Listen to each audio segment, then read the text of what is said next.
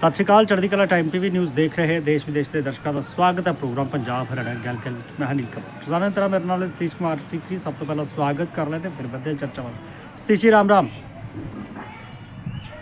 राम राम नीलकमल जी, ठीक ठाक हो? ਪਹਿਲਾਂ ਤਾਂ ਜ਼ਿਕਰ ਉਸ ਚੀਜ਼ ਦਾ ਕਰਾਂਗੇ ਕਿ ਅੱਜ ਕੱਲ੍ਹ ਲੋਕ ਜਿਹੜੇ ਨੇ ਸ਼ਰਤਾਂ ਲਗਾ ਲੈਂਦੇ ਨੇ ਤੇ ਸ਼ਰਤਾਂ ਦੇ ਵਿੱਚ ਬੜੀਆਂ ਅਜੀਬੋ ਗਰੀਬ ਜਿਹੜੀਆਂ ਉਹ ਚੀਜ਼ਾਂ ਕਰਦੇ ਨੇ।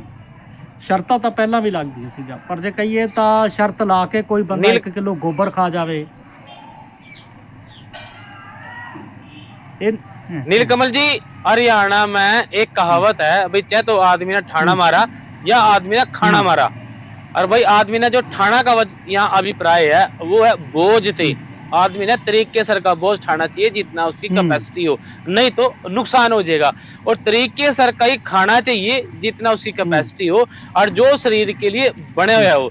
अगर उससे अलग चीजें हम खाएंगे तो फिर आदमी मरेगा, मतलब उसको कुछ ना कुछ नुकसान होने के चांसेस हैं। ये जो बात आप करने लग रहे गोबर की, भाई शर्त लगाएगा, भाई शर्त लगाएगा आदमी किसी भी हद तक जो है काम पे चले जावा।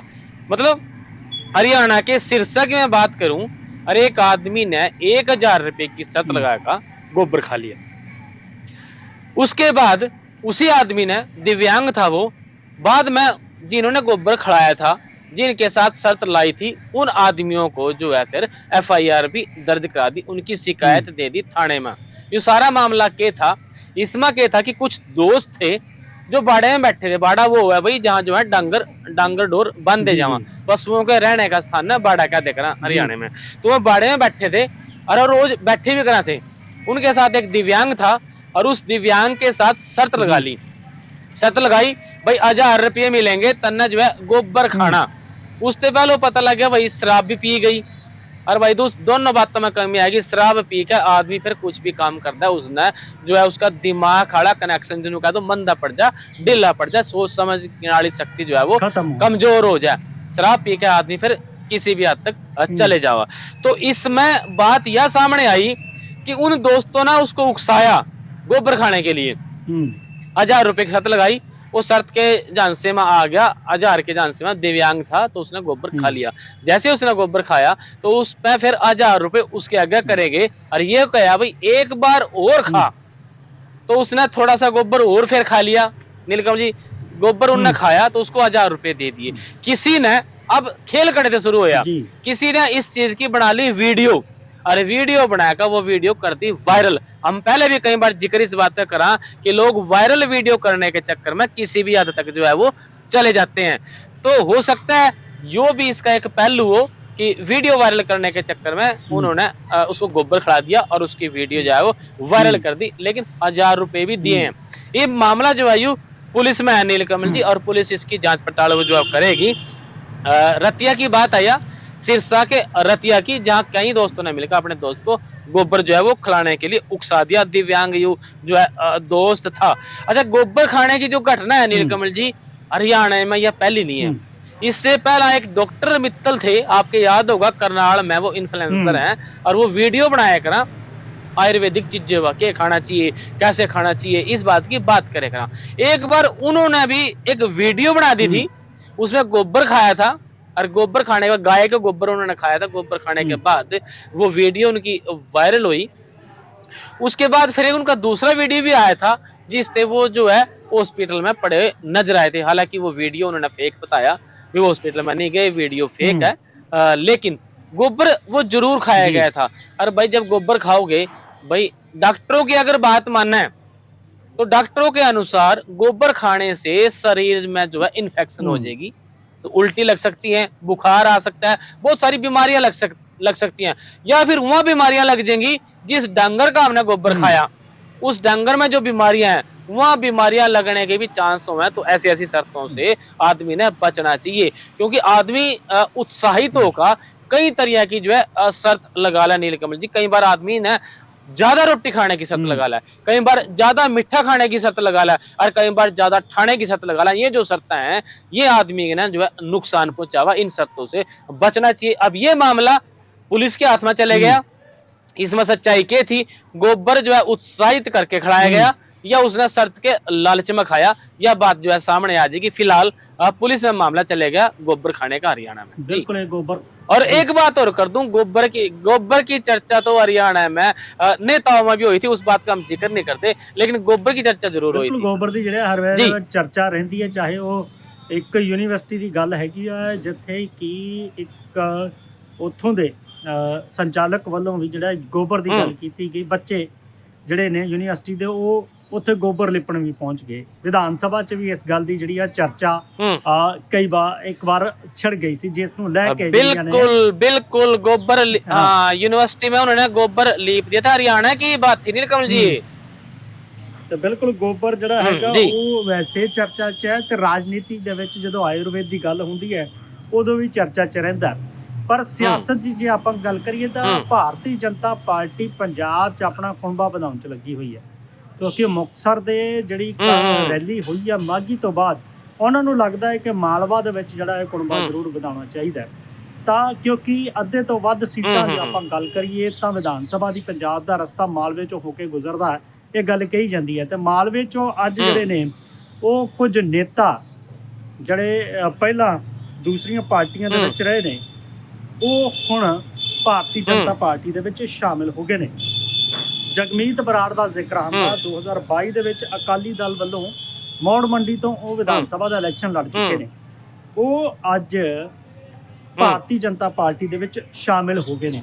ਤੇ ਵੱਡੀ ਗੱਲ ਸਤੀਸ਼ ਜੀ ਇਹ ਵੀ ਹੈਗੀ ਹੈ ਕਿ ਜਦੋਂ ਇਹਨਾਂ ਨੂੰ ਪਾਰਟੀ ਦੇ ਵਿੱਚ ਸ਼ਾਮਿਲ ਕਰਵਾਇਆ ਗਿਆ ਤਾਂ ਉੱਥੇ ਹਰਿਆਣਾ ਦੇ ਮੁੱਖ ਮੰਤਰੀ ਨਾਇਬ ਸੈਣੀ ਖੁਦ ਵੀ ਮੌਜੂਦ ਸਨ, ਕਿਉਂਕਿ ਇਸ ਤੋਂ ਪਹਿਲਾਂ ਜਿਹੜੇ ਵੱਡੇ ਨੇਤਾ ਸ਼ਾਮਿਲ ਕੀਤੇ ਗਏ, ਪਹਿਲਾਂ ਜਿਹੜੇ ਭਾਰਤੀ ਜਨਤਾ ਪਾਰਟੀ ਦੇ ਵਿੱਚ ਪੰਜਾਬ ਦੇ ਨੇਤਾ ਜਦੋਂ ਸ਼ਾਮਿਲ ਹੋਏ ਤਾਂ ਉਦੋਂ ਨਾਇਬ ਸੈਣੀ ਹੁਣਾਂ ਨੇ ਉਹਨਾਂ ਨੂੰ ਸ਼ਾਮਿਲ ਕਰਵਾਇਆ। ਇਸ ਗੱਲ ਦਾ ਸਵਾਲ ਉੱਠਦਾ ਰਿਹਾ ਕਿ ਕੀ ਪੰਜਾਬ ਦੇ ਪ੍ਰਧਾਨ ਸੁਨੀਲ ਜਾਖੜ ਜਾਂ ਫਿਰ ਕਾਰਜਕਾਰੀ ਪ੍ਰਧਾਨ ਜਿਹੜੇ ਨੇ ਅਸ਼ਵਨੀ ਸ਼ਰਮਾ ਉਹਨਾਂ ਨੂੰ ਨਹੀਂ ਪੁੱਛਿਆ ਜਾਂਦਾ। ਤਾਂ ਅੱਜ ਜਿਹੜੇ ਇਹ ਜਗਮੀਤ ਬਰਾੜ, ਓਮਕਾਰ ਸਿੱਧੂ ਤੇ ਚਰਨਜੀਤ ਸਿੰਘ ਬਰਾੜ, ਇਹ ਤਿੰਨ ਵੱਡੇ ਨਾਂ ਜਿਹੜੇ ਉਹ ਪਾਰਟੀ ਦੇ ਵਿੱਚ ਸ਼ਾਮਲ ਹੋਏ ਨੇ ਭਾਰਤੀ ਜਨਤਾ ਪਾਰਟੀ ਦੇ, ਤਾਂ ਚੰਡੀਗੜ੍ਹ ਦੇ ਭਾਜਪਾ ਆਫਿਸ ਦੇ ਵਿੱਚ ਇਹਨਾਂ ਨੂੰ ਜਿਹੜਾ ਪਾਰਟੀ 'ਚ ਸ਼ਾਮਿਲ ਕੀਤਾ ਗਿਆ। ਇਸ ਵੇਲੇ ਜਿਹੜੇ ਨੇ ਉਹ ਪੰਜਾਬ ਪ੍ਰਧਾਨ ਸੁਨੀਲ ਜਾਖੜ ਵੀ ਮੌਜੂਦ ਸਨ, ਤੇ ਨਾਲ ਦੀ ਨਾਲ ਜਿਹੜੇ ਨੇ ਉਹ ਖੁਦ ਨਾਇਬ ਸੈਣੀ ਮੌਜੂਦ ਸਨ, ਤੇ ਪੰਜਾਬ ਦੇ ਕਾਰਜਕਾਰੀ ਪ੍ਰਧਾਨ ਅਸ਼ਵਨੀ ਸ਼ਰਮਾ ਵੀ ਇੱਥੇ ਮੌਜੂਦ ਸਨ। ਤੇ ਇਹਨਾਂ ਦੇ ਵਿੱਚ ਹੀ ਇਹਨਾਂ ਨੂੰ ਜਿਹੜਾ ਹੈਗਾ ਉਹ ਸ਼ਾਮਿਲ ਕੀਤਾ ਗਿਆ। ਤਾਂ ਹੁਣ ਵੱਡੀ ਗੱਲ ਇਹ ਹੈ ਕਿ ਇਹ ਲੋਕ ਜਿਹੜੇ ਨੇ ਉਹ ਜਦੋਂ ਮਾਲਵੇ ਦੇ ਵਿੱਚ ਆਉਂਦੇ, ਸੁਨੀਲ ਜਾਖੜ ਜਿਹੜੇ ਪੰਜਾਬ ਪ੍ਰਧਾਨ ਨੇ ਉਹਨਾਂ ਦਾ ਕਹਿਣਾ ਹੈ ਕਿ ਪੰਜਾਬ ਦੇ ਵਿੱਚ ਹੁਣ ਭਾਰਤੀ ਜਨਤਾ ਪਾਰਟੀ ਦਾ ਜਿਹੜਾ ਆ ਉਹ ਵਿਸਤਾਰ ਹੋ ਰਿਹਾ। ਤਾਂ ਉਹਨਾਂ ਨੇ ਇਹ ਕਿਹਾ ਕਿ ਇਹਨਾਂ ਚਾਰ ਜਿਹੜੇ ਸ਼ਾਮਿਲ ਹੋਏ ਨੇ ਲੋਕ, ਇਹਨਾਂ ਨੇ ਲੋਕਾਂ ਦੇ ਦਿਲਾਂ ਤੇ ਗਹਿਰੀ ਛਾਪ ਛੱਡੀ ਹੋਈ ਹੈ। ਤਾਂ ਇਸ ਦੇ ਨਾਲ ਭਾਰਤੀ ਜਨਤਾ ਪਾਰਟੀ ਨੂੰ ਜਿਹੜੀ ਹੈ ਹੋਰ ਮਜ਼ਬੂਤੀ ਮਿਲੇਗੀ। ਤੇ ਜਿਹੜੇ ਮੌਜੂਦਾ ਹਾਲਾਤ ਨੇ ਸੂਬੇ ਦੇ ਢੰਗ ਦੇ, ਜਿਹੜੇ ਜੇ ਭਾਰਤੀ ਜਨਤਾ ਪਾਰਟੀ ਸੱਤਾ ਚਾਹੁੰਦੀ ਹੈ ਤੇ ਉਹੀ ਅਜਿਹੀ ਪਾਰਟੀ ਹੈਗੀ ਆ ਇੱਕ ਜਿਹੜੇ ਕਿ ਸੂਬੇ ਨੂੰ ਸਹੀ ਢੰਗ ਦੇ ਨਾਲ ਸਾਂਭ ਸਕਦੀ ਹੈ। ਇਹੀ ਨਹੀਂ ਸਤੀਸ਼ ਜੀ ਕਿ ਭਾਰਤੀ ਜਨਤਾ ਪਾਰਟੀ ਦੇ ਵਿੱਚ ਇਹ ਨੇਤਾ ਸ਼ਾਮਿਲ ਹੀ ਹੋਏ, ਲਗਾਤਾਰ ਹੁਣ ਭਾਜਪਾ ਜਿਹੜੀ ਆ ਸਰਕਾਰ ਨੂੰ ਘੇਰਨ ਦੀ ਵੀ ਕੋਸ਼ਿਸ਼ ਕਰ ਰਹੀ। ਅੱਜ ਭਾਜਪਾ ਵੱਲੋਂ ਇੱਕ ਪ੍ਰੋਗਰਾਮ ਵੀ ਦਿੱਤਾ ਗਿਆ ਕਿ ਮੁੱਖ ਮੰਤਰੀ ਦੇ ਨਿਵਾਸ ਦਾ ਜਿਹੜਾ ਹੈਗਾ ਘਿਰਾਓ ਕੀਤਾ ਜਾਏਗਾ। ਜਦੋਂ ਤੱਕ ਸਾਡਾ ਪ੍ਰੋਗਰਾਮ ਟੈਲੀਕਾਸਟ ਹੋਵੇਗਾ ਉਦੋਂ ਤੱਕ ਇਹ ਜਿਹੜੀ ਹੈ ਖਬਰ ਉਹ ਡਿਟੇਲ ਸਾਹਮਣੇ ਆ ਚੁੱਕੀ ਹੋਵੇਗੀ। ਪਰ ਅੱਜ ਜਿਹੜਾ ਆ ਭਾਜਪਾ ਦੇ ਵੱਲੋਂ ਮੁੱਖ ਮੰਤਰੀ ਪੰਜਾਬ ਦੇ ਘਰ ਦਾ ਘਿਰਾਓ ਵੀ ਜਿਹੜਾ ਹੈਗਾ ਉਹ ਕੀਤਾ ਜਾਣਾ। ਸਿਆਸਤ ਦੇਖੋ ਪੰਜਾਬ ਦੇ ਵਿੱਚ ਇੱਕ ਤਾਂ ਨਸ਼ੇ ਦਾ ਮਸਲਾ ਜਿਹੜਾ ਗੱਲ ਹੁੰਦੀ ਹੈ, ਯੁੱਧ ਨਸ਼ੇ ਵਿਰੁੱਧ ਪੰਜਾਬ ਸਰਕਾਰ ਨੇ ਛੇੜਿਆ ਹੋਇਆ। ਦੂਜੇ ਪਾਸੇ ਇੱਕ ਗੱਲ ਆ ਜਾਂਦੀ ਹੈ 328 ਜਿਹੜੇ 128 ਸਰੂਪਾਂ ਦੀ ਜਿਹੜੀ ਗੱਲ ਹੁੰਦੀ ਆ, ਇਹ ਸਰੂਪ ਕਿੱਥੇ ਗਏ, ਉਸ ਨੂੰ ਲੈ ਕੇ ਜਿਹੜੀ ਗੱਲ ਮੁੱਖ ਮੰਤਰੀ ਭਗਵੰਤ ਮਾਨ ਉਹਨਾਂ ਨੇ ਵੀ ਕਹੀ ਸੀਗੀ। ਸਰੂਪਾਂ ਤੋਂ ਬਾਅਦ FIR ਦਰਜ ਕੀਤੀ ਗਈ ਸੀ, ਫਿਰ ਉਹਨਾਂ ਦੇ ਬਿਆਨ ਤੋਂ ਬਾਅਦ ਉਹਨੂੰ ਜਿਹੜਾ ਗੋਲਕ ਵਾਲੇ ਬਿਆਨ ਤੋਂ ਬਾਅਦ ਤਲਬ ਕਰ ਲਿਆ ਗਿਆ ਸੀ। ਕੱਲ ਮੁੱਖ ਮੰਤਰੀ ਭਗਵੰਤ ਮਾਨ ਜਿਹੜੇ ਨੇ ਉਹ ਸ਼ਾਮਲ ਹੋਏ ਨੇ ਸ਼੍ਰੀ ਅਕਾਲ ਤਖਤ ਸਾਹਿਬ ਵਿਖੇ। ਵੱਡੀ ਗੱਲ ਇਹ ਸੀ ਜੀ ਕਿ ਕੱਲ ਰਾਸ਼ਟਰਪਤੀ ਦ੍ਰੌਪਦੀ ਮੁਰਮੂ ਜਿਹੜੇ ਅੰਮ੍ਰਿਤਸਰ ਪਹੁੰਚਣਾ ਸੀਗਾ, ਉੱਥੇ ਉਹਨਾਂ ਦਾ ਪ੍ਰੋਗਰਾਮ ਸੀਗਾ, ਮੁੱਖ ਮੰਤਰੀ ਨੇ ਵੀ ਉੱਥੇ ਸ਼ਾਮਲ ਹੋਣਾ ਸੀਗਾ। ਪਰ ਉਹਨਾਂ ਨੇ ਕਿਹਾ ਕਿ ਇਸ ਤੋਂ ਪਹਿਲਾਂ ਜਿਹੜਾ ਹੈਗਾ ਉਹ ਇੱਕ ਨਿਮਾਣੇ ਸਿੱਖ ਵਜੋਂ ਸ਼੍ਰੀ ਅਕਾਲ ਤਖਤ ਸਾਹਿਬ ਦੇ ਸਾਹਮਣੇ ਪੇਸ਼ ਹੋਣਗੇ। ਤੇ ਉੱਥੇ ਜਿਹੜੇ ਉਹ ਪੇਸ਼ ਹੋਏ ਨੇ ਤੇ ਉਹਨਾਂ ਨੇ ਆਪਣੀ ਜਿਹੜੀ ਹੈਗੀ ਆ ਉਹ ਗੱਲ ਸਾਰੀ ਅਕਾਲ ਤਖਤ ਸਾਹਿਬ ਸਾਹਮਣੇ ਰੱਖੀ ਹੈ। ਤੇ ਉਹਨਾਂ ਨੇ ਇਹ ਕਿਹਾ ਕਿ ਸਭ ਤੋਂ ਪਹਿਲਾਂ ਜਿਹੜਾ ਹੈਗਾ ਉਹ ਅਕਾਲ ਤਖਤ ਸਾਹਿਬ ਹੈਗਾ ਸਾਡੇ ਲਈ ਇੱਕ ਸਿੱਖ ਦੇ ਤੌਰ ਤੇ। ਪਰ ਕਹੀਏ ਤਾਂ ਇਸ ਤੋਂ ਬਾਅਦ ਵੀ ਸਿਆਸਤਾਂ ਜਿਹੜੀਆਂ ਨੇ ਚੱਲਦੀਆਂ ਨੇ, ਪਰ ਹੁਣ ਦੇਖਣਾ ਇਹ ਵੀ ਹੈਗਾ ਹੈ ਕਿ 2027 ਦਾ ਇਲੈਕਸ਼ਨ ਜਿਹੜਾ ਹੈਗਾ ਉਹਨਾਂ ਵਿੱਚ ਕਿਹੜੇ ਮੁੱਦੇ ਹਾਵੀ ਰਹਿੰਦੇ ਨੇ, ਤੇ ਇਸੇ ਕਰਕੇ ਜਿਹੜੇ ਹੁਣ ਨੈਰੇਟਿਵ ਸੈੱਟ ਕਰਨੇ ਉਹ ਸ਼ੁਰੂ ਹੋ ਗਏ ਨੇ। ਪਰ ਫਿਲਹਾਲ ਇਹ ਸਿਆਸਤ ਦੀ ਗੱਲ ਹੈਗੀ ਆ। ਸਿਆਸੀ ਤੌਰ ਦੇ ਉੱਤੇ ਕਹੀਏ ਤਾਂ ਭਾਰਤੀ ਜਨਤਾ ਪਾਰਟੀ ਵੀ ਆਪਣਾ ਕੁਣਬਾ ਵਧਾ ਰਹੀ ਹੈ ਤੇ ਸਰਕਾਰ ਨੂੰ ਘੇਰਨ ਦੀ ਕੋਸ਼ਿਸ਼ ਕਰ ਰਹੀ ਹੈ। ਆਮ ਆਦਮੀ ਪਾਰਟੀ ਆਪਣੀ ਨੀਅਤ ਦੀ ਗੱਲ ਕਰਦੀ ਹੈ। ਪੰਜਾਬ ਦੇ ਵਿੱਚ ਜਿਹੜੀ ਵਾਅਦੇ ਕਰਕੇ ਜਿਹੜੇ ਬਦਲਾਵ ਨੂੰ ਲੈ ਕੇ ਉਹ ਆਏ ਸੀਗੇ, ਚਾਹੇ ਨਸ਼ੇ ਨੂੰ ਖਤਮ ਕਰਨ ਨੂੰ ਲੈ ਕੇ ਆ, ਸਿਹਤ ਸੇਵਾਵਾਂ ਨੂੰ ਲੈ ਕੇ ਹੈਗਾ, ਸਿੱਖਿਆ ਮਾਡਲ ਦੀ ਗੱਲ ਹੈਗੀ ਹੈ, ਉਹਦੇ ਇਲਾਵਾ ਵਿਕਾਸ ਦੀ ਗੱਲ ਹੈਗੀ ਆ, ਉਹਦੇ ਤੇ ਕੰਮ ਕਰਨ ਦੀ ਗੱਲ ਕਰਦੀ ਹੈ। ਦੂਜੇ ਪਾਸੇ ਸ਼੍ਰੋਮਣੀ ਅਕਾਲੀ ਦਲ ਹੈਗੀ ਹੈ, ਉਹ ਵੀ ਗੱਲ ਪੰਜਾਬ ਦੀ ਆਪਣੇ ਵੱਲੋਂ ਕਹਿੰਦੀ ਹੈ ਕਿ ਆਪਾਂ ਕਰ ਰਹੇ, ਪਰ ਕਿਤੇ ਨਾ ਕਿਤੇ ਪੰਥਕ ਮਸਲਿਆਂ ਤੇ ਆ ਕੇ ਜਿਹੜੀ ਗੱਲ ਹੈਗੀ ਆ ਉੱਥੇ ਉਹ ਫਸਦੀ ਨਜ਼ਰ ਆ ਰਹੀ। ਪਰ ਮਾਘੀ ਦੇ ਮੇਲੇ 'ਚ ਇੱਕ ਗੱਲ ਜ਼ਰੂਰ ਸਾਹਮਣੇ ਆਈ ਕਿ ਜਿਸ ਤਰ੍ਹਾਂ ਦੀਆਂ ਚਰਚਾਵਾਂ ਚੱਲਦੀਆਂ ਕਿ ਭਵਿੱਖ ਦੇ ਵਿੱਚ ਕੀ ਦੋਨੋਂ ਪਾਰਟੀਆਂ ਇਕੱਠੀਆਂ ਹੋਣਗੀਆਂ, ਇਹਦੇ ਵਿੱਚ ਇੱਕ ਗੱਲ ਜ਼ਰੂਰ ਰਾਜਨੀਤਿਕ ਮਾਹਰ ਕਰਦੇ ਨੇ ਕਿ ਜ਼ਿਆਦਾਤਰ ਭਾਰਤੀ ਜਨਤਾ ਪਾਰਟੀ ਦਾ ਟਾਰਗੇਟ ਵੀ ਜਿਹੜਾ ਹੈਗਾ ਉਹ ਮੌਜੂਦਾ ਸਰਕਾਰ ਰਹੀ, ਤੇ ਅਕਾਲੀ ਦਲ ਦਾ ਟਾਰਗੇਟ ਵੀ ਜਿਹੜੀ ਮੌਜੂਦਾ ਸਰਕਾਰ ਰਹੀ। ਗੱਲਾਂ ਬਾਤਾਂ ਉਹਨਾਂ ਦੇ ਖਿਲਾਫ ਹੀ ਕੀਤੀਆਂ, ਜਦ ਕਿ ਨਾ ਬੀਜੇਪੀ ਨੇ ਅਕਾਲੀ ਦਲ ਦੇ ਖਿਲਾਫ ਕੋਈ ਜ਼ਿਆਦਾ ਗੱਲਬਾਤ ਕੀਤੀ ਤੇ ਨਾ ਅਕਾਲੀ ਦਲ ਨੇ ਬੀਜੇਪੀ ਦੇ ਖਿਲਾਫ ਕੋਈ ਜ਼ਿਆਦਾ ਗੱਲਬਾਤ ਕੀਤੀ। ਸੋ ਇਹ ਜਿਹੜੀਆਂ ਨੇ ਉਹ ਸਿਆਸੀ ਗੱਲਾਂ ਸਿਆਸਤ ਦੀਆਂ ਨੇ। तो इसमें तो नीलकमल जी आम आदमी पार्टी वाले पहले घ्यो खिचड़ी वाली बात करें हैं। पिछले दिनों आपके याद होगा एक पीसी हुई थी आम आदमी पार्टी की तरफ से, उन्होंने कहा था भाई बीजेपी वाले और ये जो है अकाली दल वाले एक दूसरे के खिलाफ कहते नहीं, और ये आने वाले जो इलेक्शन है 2027 के उनके कोई ना कोई संकेत भी हो सकते हैं। संकेत सतीश जी, क्योंकि इस तो पहले ही कैप्टन अमरिंदर सिंह भी भारतीय जनता पार्टी ਦੇ ਵਿੱਚ ਗਏ ਹੋਏ ਨੇ ਉੱਥੇ ਨੇ, ਤੇ ਸੁਨੀਲ ਜਾਖੜ ਇਸ ਵੇਲੇ ਪ੍ਰਧਾਨ ਨੇ, ਤੇ ਲਗਾਤਾਰ ਇਸ ਚੀਜ਼ ਦੀ ਜਿਹੜੀ ਆ ਹਿਮਾਇਤ ਕਰਦੇ ਰਹੇ ਨੇ ਕਿ ਸ਼੍ਰੋਮਣੀ ਅਕਾਲੀ ਦਲ ਦੇ ਨਾਲ ਗਠਜੋੜ ਕਰ ਲੈਣਾ ਚਾਹੀਦਾ। ਪਰ ਭਵਿੱਖ 'ਚ ਕੀ ਕੁਝ ਹੁੰਦਾ ਇਹ ਦੇਖਣਾ ਬਾਕੀ ਹੈਗਾ। ਪਰ ਜ਼ਰੂਰ ਸਿਆਸੀ ਪਾਰਟੀਆਂ ਇਸ ਗੱਲ ਨੂੰ ਇਹ ਦੇਖਦੀਆਂ ਨੇ ਕਿ ਇਹ ਜਿਹੜੀ ਹੈਗੀ ਹੈ ਇਹ ਆਉਣ ਵਾਲੇ ਸਮੇਂ ਦੇ ਵਿੱਚ ਇੱਕ ਦੂਸਰੇ ਨਾਲ ਇਕੱਠਾ ਹੋ ਕੇ ਹੀ ਲੜਨਗੇ। ਜਿਹੜੇ ਚੀਜ਼ ਦਾ ਕਿਆਸ ਲਗਾਇਆ ਜਾਂਦਾ, ਕਿਉਂਕਿ ਜਦੋਂ ਵੀ ਚਰਚਾ ਹੁੰਦੀ ਹੈ ਤੇ ਇਸ ਗੱਲ ਦੀ ਚਰਚਾ ਹੁੰਦੀ ਹੈ ਕਿ ਆਉਣ ਵਾਲੇ ਸਮੇਂ 'ਚ ਬੀਜੇਪੀ ਤੇ ਅਕਾਲੀ ਦਲ ਦਾ ਗਠਜੋੜ ਜਿਹੜਾ ਹੈ ਹੋ ਸਕਦਾ ਹੈ, ਪਰ ਉਹ ਕਿਹਨਾਂ ਪਰਿਸਥਿਤੀਆਂ 'ਚ ਹੋਵੇਗਾ, ਕਿਸ ਤਰ੍ਹਾਂ ਨਾਲ ਹੋਵੇਗਾ, ਇਹ ਜ਼ਰੂਰ ਦੇਖਣ ਵਾਲੀ ਗੱਲ ਹੋਵੇਗੀ। ਉਸ ਦਾ ਜ਼ਰੂਰ ਜ਼ਿਕਰ ਕੀਤਾ ਜਾਂਦਾ ਹੈ, ਉਸ ਦੇ ਉੱਤੇ ਜ਼ਰੂਰ ਦੇਖਣਾ ਹੋਵੇਗਾ। ਇੱਕ ਖਬਰ ਦਾ ਹੋਰ ਜ਼ਿਕਰ ਕਰਦੀ ਹੈ ਕਿ ਅਕਸਰ ਤੁਸੀਂ ਜਦੋਂ ਗੱਡੀ ਚਲਾਉਂਦੇ ਹੋ ਤਾਂ ਰੋਡ ਦੇ ਉੱਤੇ ਚੱਲਣ ਦੇ ਲਈ ਕਾਰ ਦੇ ਵਿੱਚ ਸੀਟ ਬੈਲਟ ਲਗਾਉਣੀ ਬਹੁਤ ਜ਼ਰੂਰੀ ਹੁੰਦੀ ਹੈ। ਫਰੰਟ ਸੀਟ ਦੇ ਉੱਤੇ ਜਿਹੜਾ ਨਾਲ ਦੀ ਸੀਟ 'ਤੇ ਬੈਠਦਾ ਬੰਦਾ, ਉਹ ਤਾਂ ਖਾਸ ਕਰਕੇ ਡਰਾਈਵਰ ਨੂੰ, ਤੇ ਇਹਦੇ ਨਾਲ ਅੱਜ ਕੱਲ੍ਹ ਤਾਂ ਉਹ ਵੀ ਆ ਗਈਆਂ ਕਿ ਪਿਛਲੀ ਸੀਟ ਤੇ ਬੈਠੇ ਹੋਏ ਲੋਕਾਂ ਨੂੰ ਜਿਹੜੀ ਹੈਗੀ ਆ ਉਹ ਲਗਾਉਣੀ ਹੁੰਦੀ ਹੈ ਸੀਟ ਬੈਲਟ। ਪਰ ਹੁਣ ਹਰਿਆਣਾ ਦੇ ਵਿੱਚ ਜਿਹੜੇ ਬੱਸ ਡਰਾਈਵਰ ਹੈ ਉਹਨਾਂ ਦੇ ਲਈ ਵੀ ਨਿਯਮ ਨਿਰਧਾਰਿਤ ਕਰ ਦਿੱਤਾ ਹੈ ਕਿ ਉਹ ਵੀ ਜਿਹੜੇ ਨੇ ਉਹ ਸੀਟ ਬੈਲਟ ਲਗਾਉਣਗੇ। ਜਾਣਕਾਰੀ ਇਹ ਆ ਰਹੀ ਹੈ ਕਿ ਇਹ ਹੁਣ ਗੱਲ ਕੀਤੀ ਜਾ ਰਹੀ ਹੈ ਕਿ ਹਰਿਆਣਾ ਦੀਆਂ ਬੱਸਾਂ ਦੇ ਵਿੱਚ ਜਿਹੜੇ ਡਰਾਈਵਰ ਨੇ ਉਹ ਹੁਣ ਸੀਟ ਬੈਲਟ ਲਗਾਏ ਹੋਏ ਤੁਹਾਨੂੰ ਨਜ਼ਰ ਆਉਣਗੇ, ਤੇ ਡਰਾਈਵਿੰਗ ਜਦੋਂ ਕਰਨਗੇ ਤਾਂ ਇਹ ਬੜੀ ਵੱਖਰੀ ਗੱਲ ਹੈਗੀ। ਕਿਉਂਕਿ ਹਾਦਸਿਆਂ ਦੇ ਵਿੱਚ ਜਦੋਂ ਦੇਖਿਆ ਜਾਂਦਾ ਤਾਂ ਇਹ ਚੀਜ਼ਾਂ ਬੜੀਆਂ ਅਹਿਮ ਰਹਿੰਦੀਆਂ ਕਿ ਇਹ ਮੰਨਿਆ ਜਾਂਦਾ ਕਿ ਜੀ ਇਹਦੇ ਨਾਲ ਜਿਹੜੇ ਹਾਦਸੇ ਜਿਹੜੇ ਨੇ ਉਹ ਘੱਟ ਹੋਣਗੇ। ਕੀ ਲੱਗਦਾ ਹੈ ਕਿ ਇਹ ਚੀਜ਼ਾਂ ਜਿਹੜੀਆਂ ਹੈਗੀਆਂ ਅਕਸਰ ਕਾਰ ਵਾਲਿਆਂ ਨੂੰ ਤਾਂ ਬੈਲਟ ਲਗਾਉਣ ਲਈ ਕਹਿ ਦਿੱਤਾ ਜਾਂਦਾ, ਪਰ ਜਦੋਂ ਬੱਸਾਂ ਦੇ ਨਿਯਮਾਂ ਦੀ ਗੱਲ ਆਉਂਦੀ ਹੈ ਤੇ ਉਹਦੇ ਵਿੱਚ ਕੋਈ ਵੀ ਡਰਾਈਵਰ ਜਿਹੜਾ ਉਹ ਸੀਟ ਬੈਲਟ ਲਗਾਏ ਨਜ਼ਰ ਨਹੀਂ ਆਉਂਦਾ। ਕਈ ਵਾਰ ਤਾਂ ਇੱਕਦਮ ਜਦੋਂ ਬ੍ਰੇਕ ਮਾਰੀ ਜਾਂਦੀ ਹੈ ਤਾਂ ड्राइवर का बैलेंस भी बिगड़ जाता, ਉਹਦੇ ਕਰਕੇ भी ਜਿਹੜੇ कई बार हादसे हो जाते। बिल्कुल नीलकमल जी, नियमों का पालन करना बड़ा जरूरी है। और ये बात जो आपने कही है भाई, इस बात के आदेश दिए, ये आदेश तो बहुत पहले से हैं। जब ट्रैफिक रूल बन गए तो उस रूल में बस वालों को जो है बेल्ट लगानी जरूरी होती है, लेकिन बस वाले की तरफ कोई ध्यान नहीं देता। सरकारी बस वाले खींचम खींच रखा है और वो जो है बेल्ट वगैरह नहीं लगाते। खासकर चंडीगढ़ में जब जो है गाड़ी एंटर करती है, चाहे वो हरियाणा की, हिमाचल की, पंजाब की, राजस्थान की, कड़ी की भी हो, उन्हें एकदम अपने नियम सारे का सारे याद आ जाएं और कार वाले जो है एकदम जो है वो जो है सीट बेल्ट लगा लेते हैं। लेकिन बसों वाले मामले में आज भी स्थिति वही है। बस वाले जो ड्राइवर हैं वो बेल्ट नहीं लगाते, लेकिन हरियाणा सरकार ने ये आदेश जरूर इस बात की बात करी कि बेल्ट लगाएंगे, लगानी चाहिए। फिर नियमों की अवहेलना करना कितना भारी पड़ा है, इस बात को मैं अपने एक उदाहरण देकर समझाऊंगा।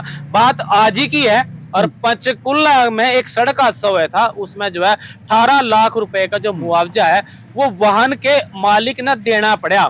इस बात का आदेश जो है चंडीगढ़ कोर्ट ने कराया और इसमें जो है ड्राइवर था, जो मालिक था गाड़ी का, उसको दोषी मान लिया। कारण क्या था?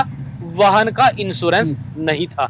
अक्सर हम ये बात सोच के चलते हैं कई बार, भाई कोई बात नहीं, सामने पुलिस वाला खड़े होगा और उन्हें कहेगा लिख देंगे, लाइसेंस जो है वाहन का जो है अपने कागज पूरे नहीं कर दे, या सीट बेल्ट नहीं लगाते, या हमारे पास जो है इंश्योरेंस नहीं होता, या फिर लाइसेंस नहीं होता।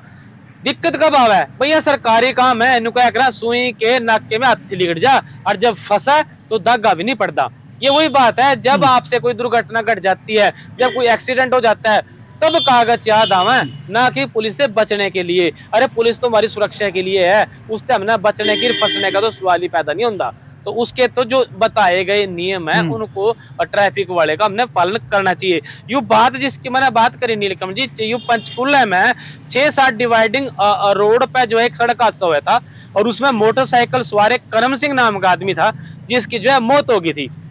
अब इस मामले में चंडीगढ़ कोर्ट ने एक फैसला सुनाया, और फैसले में कोर्ट ने लापरवाही बताई जो है वाहन के मालिक की, और परिजनों को जो है 18.1 लाख रुपए के मुआवजे देने का वो आदेश दिया। और ये मुआवजा जो है कौन देगा? फॉर्च्यूनर कार का जो मालिक था गुरप्रिंस सग्गू, ये उस टाइम उसकी कार थी, और इसने ये पैसे अब देने पड़ेंगे 18 लाख रुपए। सिर्फ कमी क्या थी?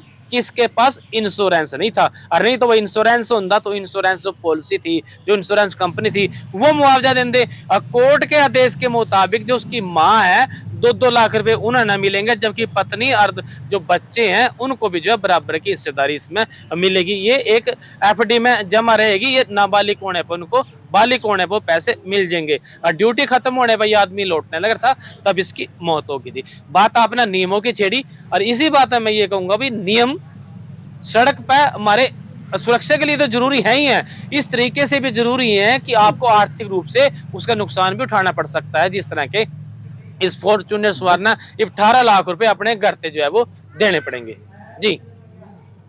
ਬਿਲਕੁਲ ਸੀ ਜੀ। ਹੁਣ ਨਿਯਮ ਜਿਹੜਾ ਬੈਲਟ ਦਾ ਹੈਗਾ, ਇਹਦੇ ਵਿੱਚ ਤਾਂ ਬੈਲਟ ਲਗਾਉਣੀ ਪਏਗੀ, ਪਰ ਕਈ ਵਾਰ ਕੀ ਹੁੰਦਾ, ਕਈ ਵਾਰ ਬੱਸਾਂ ਦੇ ਵਿੱਚ ਬੈਲਟ ਦੀ ਸੁਵਿਧਾ ਦਿੱਤੀ ਨਹੀਂ ਹੁੰਦੀ। ਹੁਣ ਜੇਕਰ ਹਰਿਆਣਾ ਦੇ ਵਿੱਚ ਬੱਸ ਦੇ ਵਿੱਚ ਬੈਲਟ ਦੀ ਸੁਵਿਧਾ ਨਹੀਂ ਹੋਵੇਗੀ, ਕਿਸੇ ਵੇਲੇ ਡਰਾਈਵਰ ਤਾਂ ਕਹਿ ਦਿੰਦਾ ਹੈ ਕਿ ਬੈਲਟ ਤਾਂ ਲਗਾ ਲਈਏ, ਬੈਲਟ ਦੀ ਤਾਂ ਸੁਵਿਧਾ ਹੀ ਨਹੀਂ ਹੈਗੀ, ਉਹਦੇ ਚੱਕਰ ਦੇ ਵਿੱਚ ਫਿਰ ਮੈਨੇਜਰ ਨੂੰ ਜਿਹੜਾ ਹੈਗਾ ਉਹਦੇ ਉੱਪਰ ਵੀ ਕਾਰਵਾਈ ਹੋਵੇਗੀ।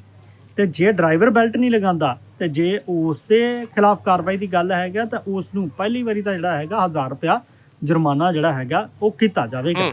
ਤਾਂ ਹੁਣ तमाम ਜਿਹੜੇ ਨੇ ਉਹ ਨਿਯਮ ਸਰਕਾਰਾਂ ਦੇ ਵੱਲੋਂ ਨਿਰਧਾਰਿਤ ਕੀਤੇ ਜਾ ਰਹੇ।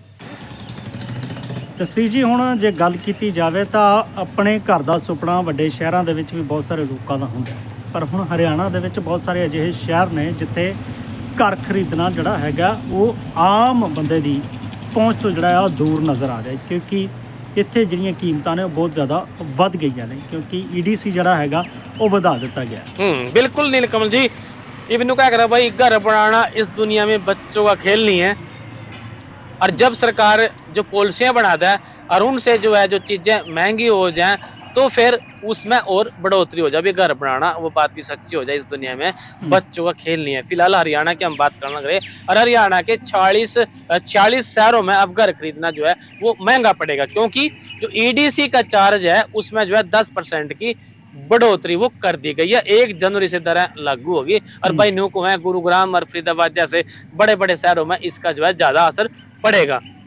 हरियाणा में घर खरीदने की जो योजना बना रहे हैं उसमें जो है लोगों को झटका लगा। सरकार ने प्रदेश के 46 शहरों में ईडीसी जो बाहरी विकास शुल्क है उसमें 10% की बढ़ोतरी करने की बात कर दी, और संशोधित दरें जो है 2026 1 जनवरी से लागू है मानी जाएंगी। और बढ़ी हुई जो फीस है वो होम ड्रीम इंडस्ट्रियल कॉमर्शियल और कंबाइन यूज वाले पे सीधा जो है इस बात का असर पड़ेगा, जो प्रॉपर्टी की कीमतों पर भी इस बात का असर पड़ेगा, क्योंकि खासकर एनसीआर के गुरुग्राम में, फरीदाबाद में और पंचकुला जैसे हाई डिमांड वाले शहरों में इसका ज्यादा बोझ पड़ने की वो संभावना है।